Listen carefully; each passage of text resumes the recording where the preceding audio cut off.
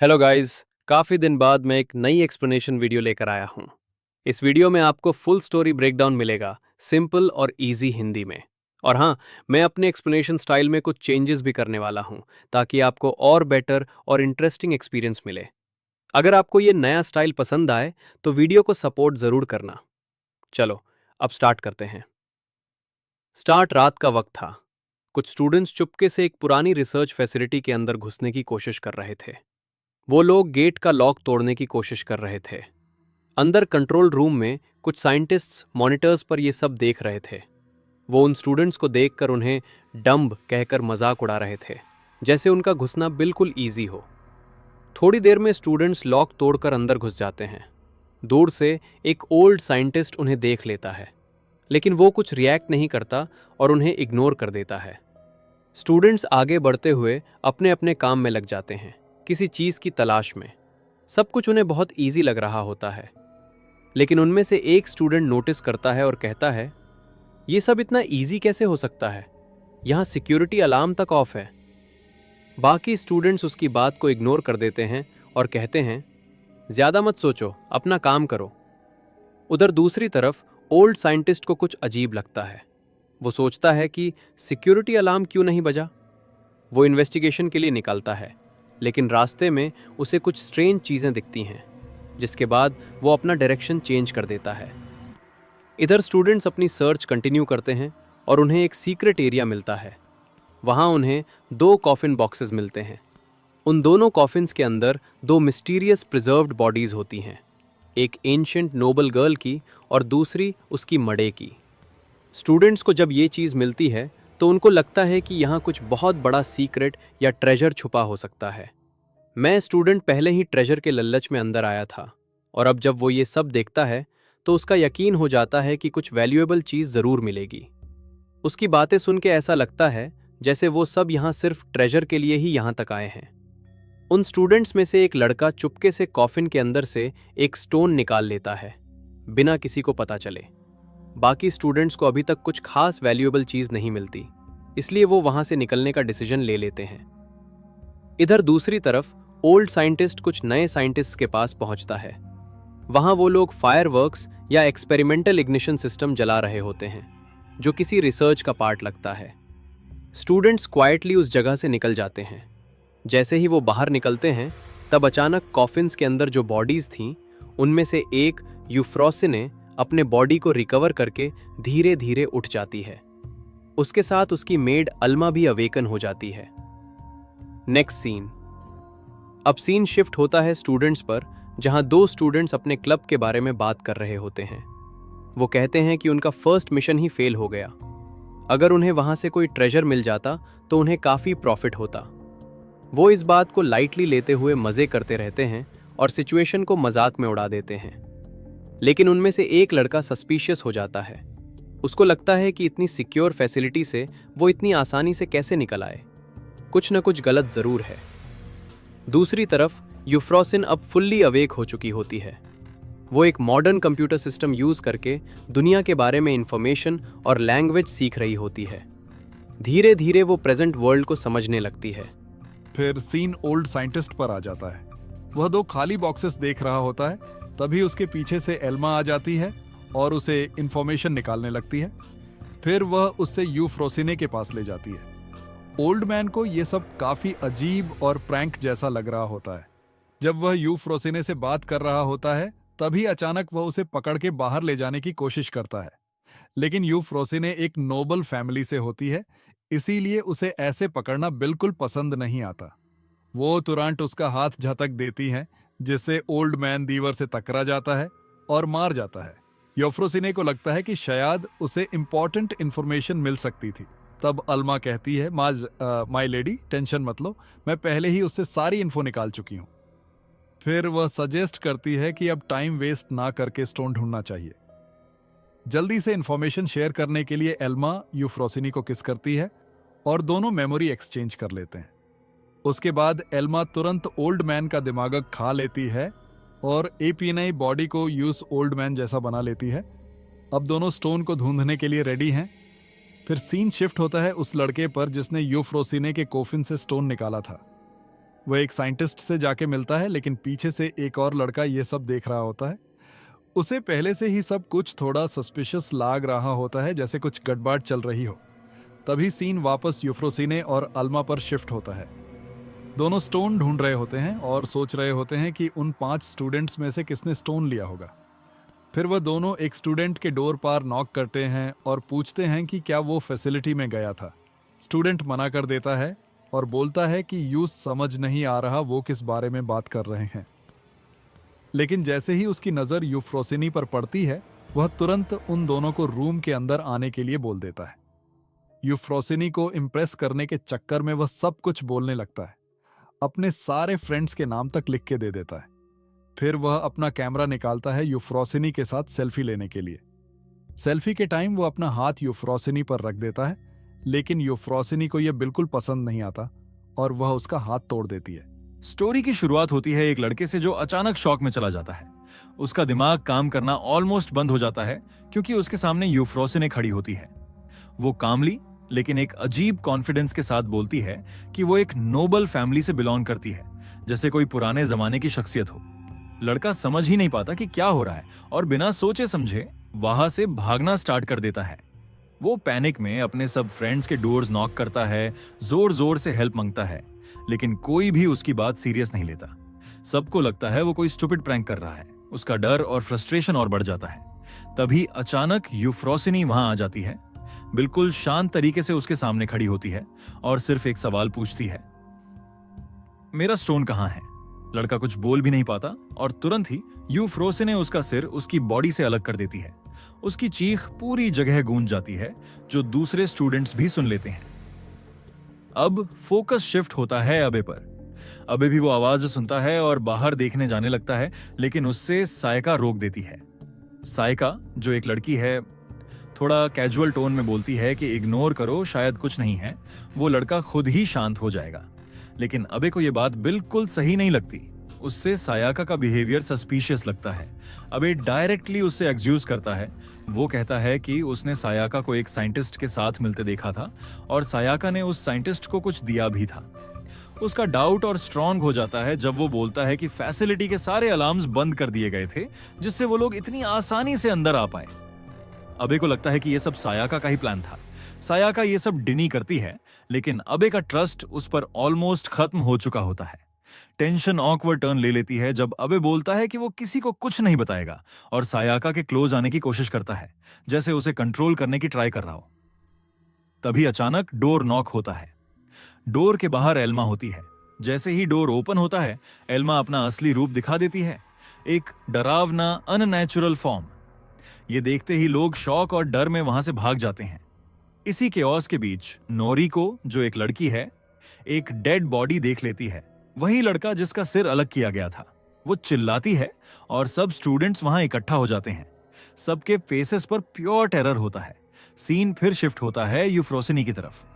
वो अपना स्टोन ढूंढने जा रही होती है, लेकिन बीच में ही उसकी कंडीशन खराब होने लगती है। वो वीक पड़ने लगती है, जैसे उसकी एनर्जी ड्रेन हो रही हो। अल्मा टुरांट रिएक्ट करती है और यूज उठाकर एक कॉफिन बॉक्स के पास ले जाती है।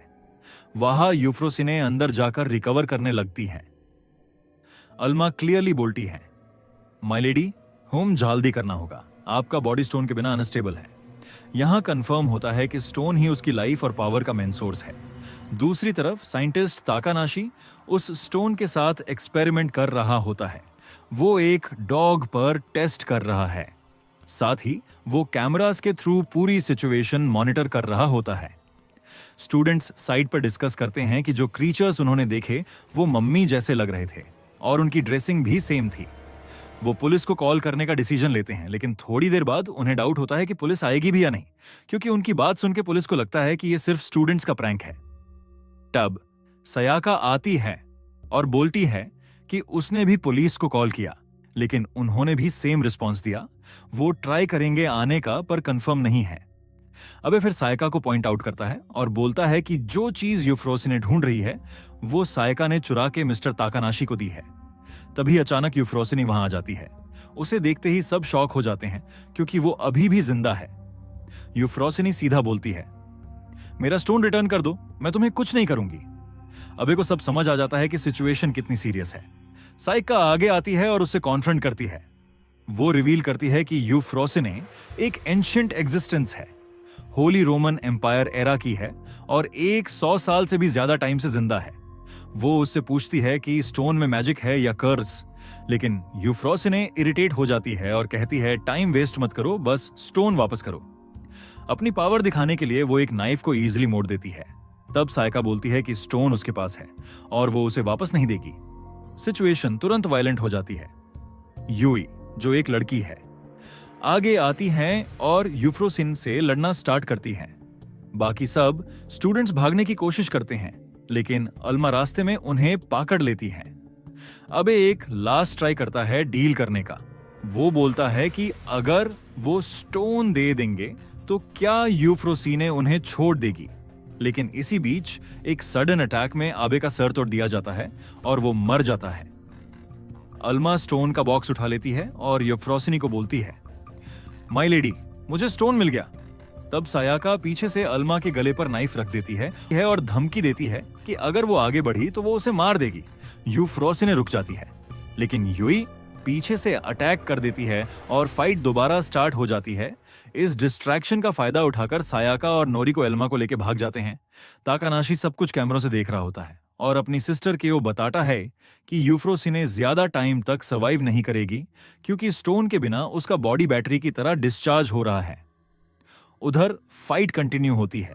यूफ्रोसिनी यूई को वार्न करती है कि वो भाग जाए, वो उसे नहीं मारना चाहती, लेकिन यूई नहीं मानी।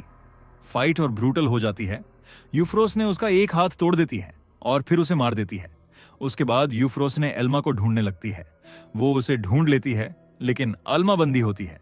जैसे ही वो उसे फ्री करती है, अल्मा तुरंत वार्न करती है, माय लेडी, ये ट्रैप है, और उसी मोमेंट उन पर पेट्रोल गिरा दिया जाता है और आग लगा दी जाती है।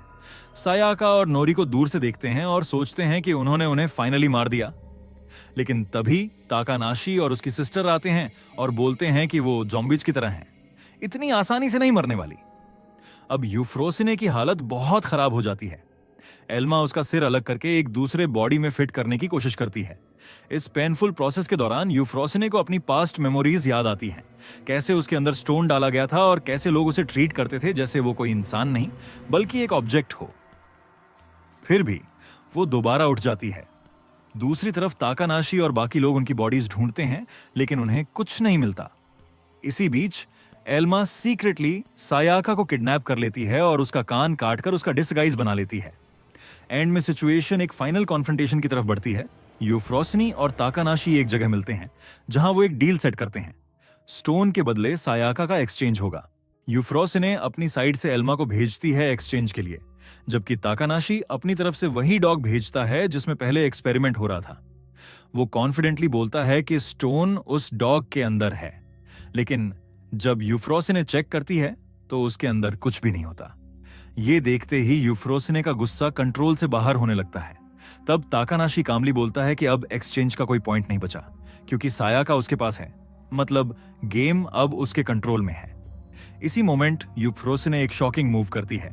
वो रियल सायाका को सामने ले आती है बिना डिसगाइज के और ताकानाशी को चैलेंज करती है। अब गैस करो इनमें से असली कौन है। अब वहां दो सायाका होती हैं, एक ताकानाशी के पास और एक यूफ्रोसिनी के पास। दोनों क्लेम कर रही होती हैं कि वो ही रियल हैं। ताकानाशी तुरंत समझ जाता है कि इनमें से एक एल्मा है जो ट्रांसफॉर्म हुई है। तभी ताकानाशी की सिस्टर माको आगे आती है। वो एक मिरर का पीस उठाती है और बिना हेजिटेट किए यूफ्रोसिने के पास वाली सायाका पर अटैक कर देती है और उसे मार देती है। वो हंसते हुए बोलती है, ये ट्रांसफॉर्म नहीं हुई, ये असली थी। ये देखकर नोरिको शॉक में चली जाती है। वो ताकानाशी से पूछती है, तुम्हारी बहन ने उसे मार दिया और तुम्हें कोई फर्क नहीं पड़ा, क्या तुम उससे प्यार नहीं करते थे? तब माको रिवील करती है कि ताकानाशी ने सायाका को सिर्फ यूज किया था। वो बस एक लॉयल सर्वेंट की तरह थी जो उसकी हर बात मानती थी। यूफ्रोसिने ये सब सुन के बोलती है कि ताकानाशी बिल्कुल उस आदमी जैसा है जिसने उसे कभी बेट्राई किया था। तब ताकानाशी एक नाम लेता है, बैरन स्टूडियो 7th। एल्मा ये सुन के हैरान हो जाती है और पूछती है कि तुम्हें ये कैसे पता? तब माको और ताकानाशी रिवील करते हैं कि वो उसी लाइनेज के डेस्केंड्स हैं। अल्मा तुरंत समझ जाती है कि इसी वजह से उन्हें स्टोन के बारे में सब पता था। ताकानाशी बोल्डली बोलता है कि वो और उसकी सिस्टर ही इस स्टोन के लेजिटिमेट इनहेरिटर्स हैं। फिर अचानक ताकानाशी एल्मा के गले पर ब्लेड रख देता है और बोलता है कि उसे सिर्फ स्टोन चाहिए, बाकी सब यूजलेस हैं। और बिना डीले के वो एल्मा का गला काट देता है। यूफ्रोसिने तुरंत रिएक्ट करती है और उसकी तरफ बढ़ती है, लेकिन मां को उस पर अटैक कर देती है। यूफ्रोसिने समझ जाती है कि स्टोन एक्चुअली माको के पास है। मां को बोलती है कि वो और उसका भाई एक दूसरे से प्यार करते हैं और हमेशा साथ रहना चाहते हैं। तब ताकानाशी माको के पास आता है और उसे हक करता है, लेकिन नेक्स्ट मोमेंट माको ही उससे मार देती है। वो कहती है, अब हम हमेशा के लिए साथ रह सकते हैं, और वो उसका दिल निकाल कर खाने लगती है। ये देखकर नोरिको बिल्कुल शॉक और हॉरर में जम जाती है। अब यूफ्रोसिनी और माको के बीच फाइनल फाइट स्टार्ट होती है। माको बहुत पावरफुल होती है और यूफ्रोसिने ऑलरेडी वीक है। फाइट ब्रूटल होती जाती है। माको यूफ्रोसिने का सर उसकी बॉडी से अलग कर देती है। फिर भी यूफ्रोसिने हार नहीं मानती। वो अपना सर उठा के भागने लगती है, कोशिश करती है सेफ जगह जाके वापस अटैच करने की। मको उस पर बेसबॉल्स फेंकती रहती है। यूफ्रोसिनी मुश्किल से बचती है और चुप कर अपना सिर वापस जोड़ने की कोशिश करती है, लेकिन माको उसे पकड़ लेती है और फाइट फिर से स्टार्ट होती है। इस बार माको उसका सिर भी डैमेज कर देती है और लगता है कि अब यूफ्रोसिने खत्म होने वाली है। तभी अचानक चर्च की तरफ से आवाज आती है। मको का ध्यान थोड़ा डिस्ट्रैक्ट हो जाता है। यूफ्रोसिने इस चांस का फुल यूज करती है। वो एक बेसबॉल बैट छीन लेती है और मको के पेट में घुसा देती है। यूज टेम्परेरीली रोक देती है। फिर वो चर्च से एक बड़ा सा बेल तोड़कर माको पर गिरा देती है।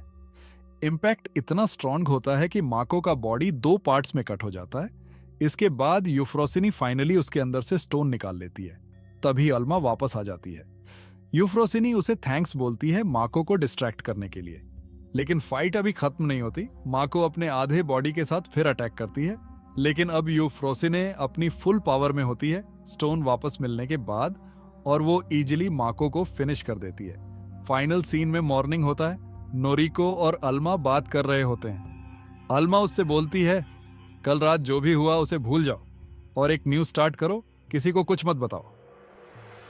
लास्ट सीन में दिखाया जाता है कि यूफ्रोसिने और एल्मा एक फूलों के बगीचे में खड़े हैं। सब कुछ शांत लग रहा होता है और इसी के साथ स्टोरी खत्म हो जाती है। दोस्तों, अगर आपको ये वीडियो पसंद आई हो तो प्लीज वीडियो को लाइक करें, शेयर करें और चैनल को सब्सक्राइब करना बिल्कुल ना भूलें। और हाँ, मैं आपसे ये भी जानना चाहता हूं कि आपको मेरा एक्सप्लेन करने का तरीका कैसा लगा। नीचे कमेंट्स में जरूर बताएं, क्योंकि आपके फीडबैक से ही मुझे और बेटर वीडियोस बनाने की मोटिवेशन मिलती है। मिलते हैं नेक्स्ट वीडियो में। तब तक के लिए thank you so much for watching.